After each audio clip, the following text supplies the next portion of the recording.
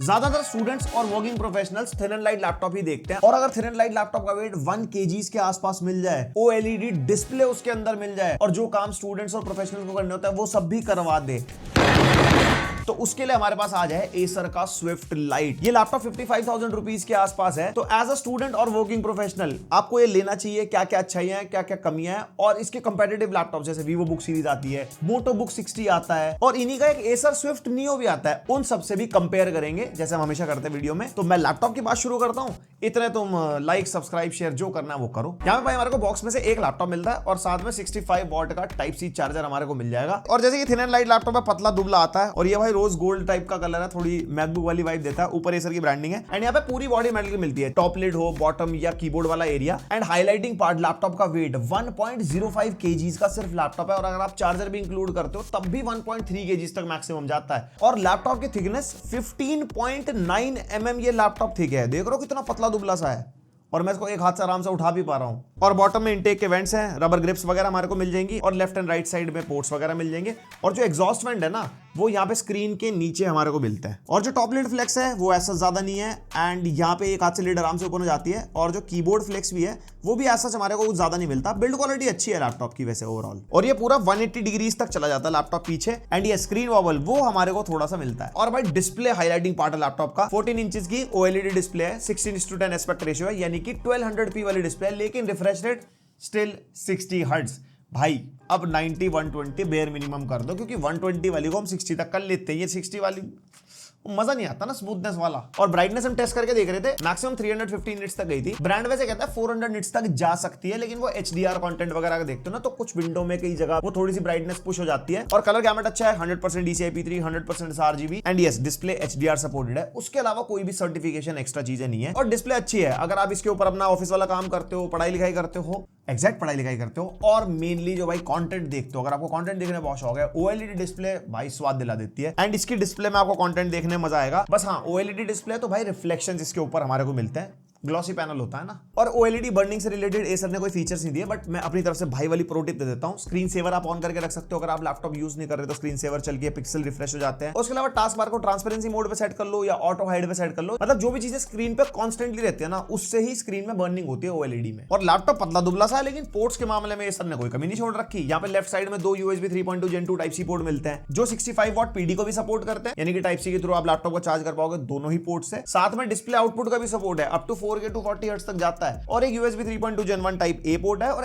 HDMI 1.4 का port मिलता है, जिसे मैक्सिमम 4K 60 हर्ट्ज तक आउटपुट मिल रहा था। देन राइट साइड में 3.5mm ऑडियो जैक और एक केंजिंगटन लॉक मिलता है। तो यहाँ पे पोर्ट्स के मामले में मुझे लैपटॉप डिसअपॉइंटिंग नहीं लगा। और इसका नाम ही स्विफ्ट लाइट 14 है, 14 इंचेस का लैपटॉप है, तो कीबोर्ड हमारे को स्मॉल साइज मिलता है, बट भाई कीज बहुत बड़ी बड़ी है। यहाँ पे टाइपिंग एक्सपीरियंस काफी बढ़िया है। और ये ना सिंगल कलर बैकलाइट कीबोर्ड है, लेकिन बैकलाइट इतनी खत्म है ना भाई, मतलब इसमें 2 मोड्स मिलते हैं, एक कम लेवल की ब्राइटनेस, एक ज्यादा लेवल की है। ये आपको बी रोल में दिखाई दे रही होगी, बहुत अंधेरे कमरे में दिखाई देती है, ब्राइट एनवायरनमेंट में पता नहीं लगती लाइट जल भी रही है नहीं जल रही। और साथ में कोपायलट की डेडिकेटेड की भी मिल जाती है। और ट्रैक पैड का साइज काफी छोटा है, लेकिन चलाने में बढ़िया है, फुली क्लिकेबल वाला है और मल्टी जेस्चर वगैरह को भी सपोर्ट करता है। और ये इस लैपटॉप का वेबकैम टेस्ट है और माइक भी लैपटॉप का यूज हो रहा है। 1080p 30 fps वाला वेबकैम है, लेकिन ये 30 fps भी पूरे नहीं है, 15-20 फ्रेम रेट पर रिकॉर्ड कर रहा है। बाकी क्वालिटी अच्छी है 1080p के हिसाब से, मतलब जितनी मुझे इसकी OLED डिस्प्ले में दिखाई दे रही है। बाकी आप जज बनो, कमेंट करके बताओ। और इसके अंदर हमारे को फिजिकल शटर मिल जाता है, अगर आपको कैमरा बंद करके रखना हो, यहाँ से आप इसका शटर लगाओ और हटा भी सकते हो। Hello sir. और इसके अंदर विंडो स्टूडियो इफेक्ट्स भी मिलते हैं, जिसके अंदर ऑटोमेटिक फ्रेमिंग मिल जाएगी, जिसमें फ्रेमिंग कर लेता है आपके हिसाब से। ये जरा भाई साहब क्या हाल है। और आई कांटेक्ट मिल जाता है, जिसमें आईज का देखो ना आप, आईज का साइज छोटा बड़ा होता है, मतलब अगर आप नीचे भी देख रहे हो तो आई का कांटेक्ट कैमरे पे बना रहा है। और बैकग्राउंड इफेक्ट्स भी बना सकते हो, जिसमें स्टैंडर्ड ब्लर है और पोर्ट्रेट ब्लर है। और हाँ, जैसे मैं कह रहा था इसकी हिंजेस थोड़े से अनस्टेबल से हैं, तो अगर आप टाइपिंग वगैरह करोगे ना तो थोड़ा सा ये ना टॉप लिड इसकी हिलती है। स्पीकर ठीक ठाक ही है, बहुत ही लाउड भी नहीं है, बहुत ही लो भी नहीं है, बस फ्लैट है, ना तो ट्रेबली फील होती है ना थम्पी फील होता कुछ है, बहुत ही ऐसे हल्के फुल्के टाइप के स्पीकर है, ज्यादा उम्मीद मत करना। और इसके साथ कोई भी साउंड सर्टिफिकेशन नहीं है, डॉल्बी, DTS कुछ नहीं, जो करना है विंडोज की सेटिंग में करना है। और इस लैपटॉप में 50 वॉट आवर की बैटरी एंड बैटरी बैकअप हम टेस्ट करके देख रहे थे। 50% स्क्रीन ब्राइटनेस रखी थी, स्पीकर वॉल्यूम 100% और बेस्ट पावर एफिशिएंसी मोड पे डाल दिया था लैपटॉप को। ऑफिस वाले काम, वर्ड, एक्सेल वगैरह, side by side applications, browsing हो गई, ये सब हो गया। 5 आवर्स 45 मिनट्स के आसपास बैकअप निकाल के दे गया, जो कि अच्छा है क्योंकि इसके अंदर जो प्रोसेसर है ना, हाँ टेक्निकली तो मैंने बात ही नहीं करी, वो भी आगे बताऊंगा। इसका प्रोसेसर काफी पावर एफिशिएंट है, यू सीरीज वाला प्रोसेसर मिलता है और इसके 65 वॉट के चार्जर चार्ज होने में लैपटॉप अच्छा खासा टाइम रहता है। 2 आवर्स 20 मिनट्स के आसपास लगे फुल चार्ज होने में। और टाइप सी वाला चार्जर है, लैपटॉप चार्ज करो, फोन चार्ज करो, या आपके पास कोई भी ज्ञान या पीडी चार्जर है कोई आपके फोन का, तो उससे भी आप लैपटॉप को चार्ज कर सकते हो। अब जरा तकनीकी बातें कर लेते हैं। Intel core ultra 5 115U processor है इसके अंदर, जो हमारा 8 कोर्स 10 थ्रेड्स वाला प्रोसेसर है। 2 P कोर्स हैं, 4 E कोर्स हैं एंड 2 ही LPE कोर्स हैं। तो परफॉर्मेंस वाले कोर्स इसके अंदर 2 हैं, तो ज्यादा परफॉर्मेंस की उम्मीद नहीं कर सकते। बाकी सब एफिशिएंसी वाला मामला है, यानी कि पावर एफिशिएंट है, जैसे बैटरी बैकअप में आपने देख लिया। और एनपीयू मिलता है 13 टॉप्स वाला, इंटेल कोर अल्ट्रा सीरीज 1 है, तो यहाँ पे लो पावर DI टास्क वगैरह लैपटॉप हैंडल कर लेगा आराम से। Not like Intel core ultra series 2 जिसके अंदर हमारे को 45+ टॉप्स का एनपीयू मिलता है। तो ये लैपटॉप कोपायलट प्लस सर्टिफाइड भी नहीं है। और इंटेल के इंटीग्रेटेड ग्राफिक्स के अंदर हमारे को मिलते हैं 16GB LPDDR5 6400 मेगा ट्रांसफर पर सेकंड स्पीड वाली रैम है।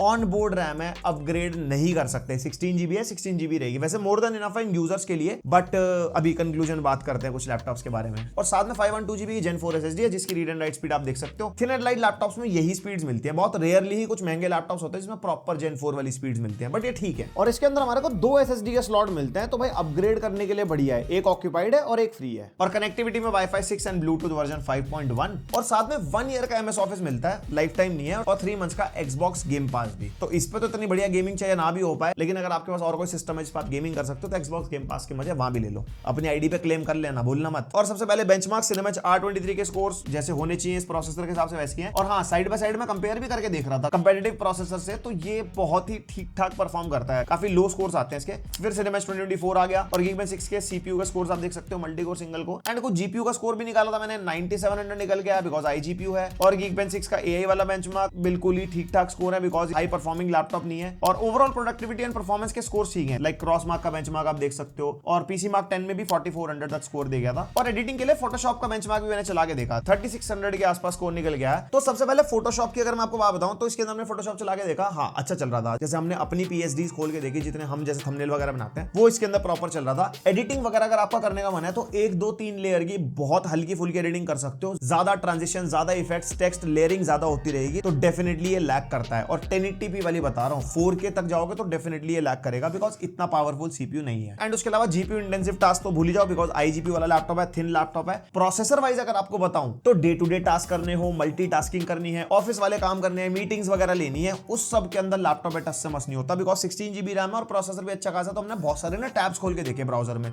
जो लोग ज्यादातर आजकल करते भी हैं, और बहुत सारे टैब्स तो खोले और साथ में बहुत सारी एप्लीकेशन भी साइड बाय साइड खोली। लैपटॉप ना कोई लैग वगैरह नहीं हुआ। हाँ, बाकी डिपेंड करता है आप लैपटॉप को यूज कैसे कर रहे हो, कितना लैपटॉप को भर रखा है, कुछ भी है। बट हाँ, हमारे को ऐसा कोई प्रॉब्लम आई नहीं। तो टारगेट ऑडियंस वही है, ऑफिस वाले काम, OTT वगैरह देख लिया, मूवीज म्यूजिक देख लिया, और हल्का लैपटॉप चाहिए, ट्रैवल ज्यादा करता है, कंधों पर ज्यादा लोड नहीं चाहिए।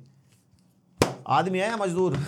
और वैसे तो गेमिंग लैपटॉप नहीं है, फिर भी मैं गेम टेस्ट करके देख रहा था। वैलोरेंट को टेस्ट किया 1200p लो सेटिंग्स पे, तो 100 120 130 फ्रेम्स हमारे को मिल गए थे। अब इसकी स्क्रीन तो 60 हर्ट्ज वाली है, अगर एक्सटर्नली मॉनिटर पे कनेक्ट करके खेलना हो आपको हाई फ्रेम रेट पे वैलोरेंट, तो डेफिनेटली इस लैपटॉप के थ्रू खेल पाओगे। फिर उसके बाद मैं CS2 टेस्ट करके देख रहा था, लो सेटिंग्स पे टेस्ट किया था, मुश्किल से ही 30-35 FPS निकल गया है, क्योंकि इसका CPU जो है ना ज्यादा पावर ड्रॉ नहीं करता, मुश्किल से 15-18 वॉट तक ही जाता है। हाँ, वैसे ये 1200p है, चाहो तो आप इससे कम रेजोल्यूशन पे खेल के देख सकते हो अगर आपको थोड़ा FPS चाहिए। फिर GTA 5 एनहांस एडिशन खेल के देखा नॉर्मल सेटिंग्स पे 1200p पे, नहीं परफॉर्मेंस दे पाया। जस्ट ये दिखाने के लिए था कि अगर आप सोच रहे हो उस पे कैजुअल गेमिंग, तो ये प्रोसेसर कैजुअल गेमिंग के लिए नहीं है। अब देखो इसी प्राइस पॉइंट के आसपास मोटोबुक 60 आज की डेट में 52999 की चल रही है, जिसके अंदर हमारे को इंटेल कोर 5 210H मिलता है। इसके अंदर कोर अल्ट्रा 5 115U है। तो एक चीज अपने माइंड में बिठा लेना, जो U वाले प्रोसेसर है ये पावर एफिशिएंट है, बैटरी बैकअप भले ही ज्यादा देंगे पर परफॉर्मेंस नहीं देंगे। और H मतलब हाई परफॉर्मेंस वाले प्रोसेसर हो गए, जो ज्यादा पावर ड्रॉ करेंगे। और मल्टी कोर सिंगल कोर की अगर आप परफॉर्मेंस देखो ना, 66% बेटर है मल्टी कोर में इस वाले प्रोसेसर से। प्लस मोटोबुक 60 के अंदर हमारे को अपग्रेडेबल रैम मिलती है, इसमें सोल्डर्ड रैम है, और है दोनों में OLED डिस्प्ले। लेकिन मोटोबुक 60 के अंदर हमारे को 120 हर्ट्ज रिफ्रेश रेट वाली डिस्प्ले मिलती है, प्लस जो ब्राइटनेस है 500 निट्स के आसपास की है, जो डेफिनेटली इससे बेटर है। और साथ में डिस्प्ले की अलग अलग सर्टिफिकेशन तो चलो है ही, और बैटरी के मामले में भी 60 वॉट आवर की बैटरी है मोटोबुक 60 के अंदर, इसके अंदर 50 वॉट आवर है। अब ओवरऑल मैं आपको बताऊं तो ये लैपटॉप बेकार नहीं है, बस प्राइस थोड़ा सा ज्यादा है। इसकी प्राइसिंग अगर कम होती है तो तो डेफिनेटली ये भी एक चॉइस बन सकता है। मोटो बुक 60 1 kg का नहीं है, ये 1 kg के आसपास का लैपटॉप है और उस वजह से ही यू सीरीज का प्रोसेसर है, क्योंकि थर्मल्स भी मैनेज करने होते हैं। बाकी मोटो बुक 60 की भी आप वीडियो देख लेना तो ज्यादा बेटर आप समझ पाओगे कि उसकी परफॉर्मेंस कैसी है, उसमें गेमिंग भी हमने करके दिखाई थी, सारी चीजें। फिर एसर का ही ना स्विफ्ट नियो आता है, जो भी हमने थोड़े दिन पहले भी रिव्यू करा था, OLED है, सब कुछ है, बस वेट का डिफरेंस है, ये 1 kg के आसपास है, वो 1.3 kg है। और हाँ, नियो में फिंगरप्रिंट सेंसर एक्स्ट्रा मिलता है, उसके अलावा दोनों लैपटॉप बिल्कुल सेम है। फिर 55,000 के आसपास Asus की Vivo Book 16 भी आती है विद i5 13420H, जो टेक्निकली बेटर है और परफॉर्मेंस वाइज भी बेटर है। मल्टी कोर सिंगल कोर में डिफरेंस है, दोनों में OLED डिस्प्ले है 1200p वाली और 60 हर्ट्ज है दोनों के अंदर। स्टोरेज वाइज भी दोनों सेम है और Asus Vivo Book भाई हैवी है, 1.8 kg का लैपटॉप है, दिस इज 1.05, तो डेफिनेटली हल्का लैपटॉप चाहिए। स्टूडेंट्स कम्यूट बहुत ज्यादा करते हो तो उस हिसाब से डिजाइंड है। तो ओवरऑल देखो, जो Acer Swift Lite है, अगर आपको अंडर 50 मिलता है ना तो डेफिनेटली कंसिडरेबल चॉइस होता है, जिसमें कार्ड ऑफर बैंक ऑफर चलते रहते हैं। अभी दिवाली की सेल भी आने वाली है, तो इसको अपनी लिस्ट में आप रख सकते हो। 55,000 की प्राइसिंग मेरे को ज्यादा लगी अकॉर्डिंग टू द ऑफरिंग्स। हाँ, जो इसका हाईलाइटिंग पार्ट है वो इसका फॉर्म फैक्टर है और इसका वेट है। इस वेट में, ऐसे फॉर्म फैक्टर में ऐसा लैपटॉप बनाना, उसमें वारंटी लगती है, तो डेफिनेटली उससे भी कॉस्ट आती है। बाकी आपके क्या थॉट्स है मेरे को कॉमेंट करके बताओ, और यहां तक आ गए तो लाइक शेयर सब्सक्राइब। मिलते हैं नेक्स्ट वीडियो, तक के लिए बाय।